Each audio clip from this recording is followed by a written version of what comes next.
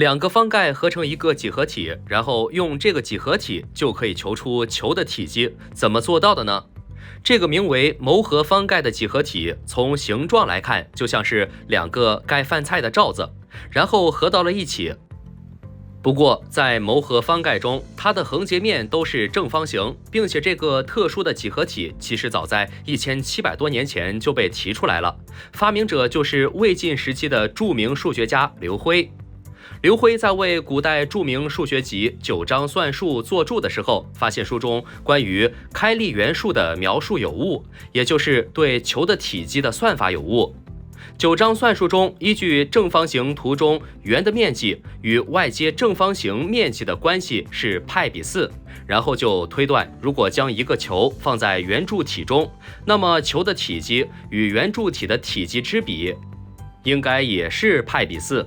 但刘辉将这个圆柱体竖着切割成多份后发现，除了最中间的截面符合派比4的规律，剩下的截面其形状并不是正方形，而是长方形，里面的圆也并不与长方形四边相接，其两者之间的关系要比派比4小。因此这样算下去，圆柱体内球的体积与圆柱体的体积之比要小于派比4。可具体怎么证明呢？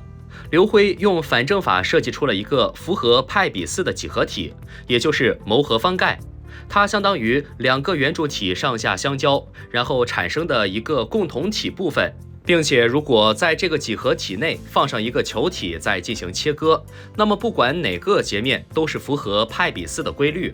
因此这里的球的体积与谋合方盖的体积之比就等于派比4。所以只要求出谋合方盖的体积，就可以知道球的体积公式。但可惜的是，直至刘辉去世，这个问题也没有被解决。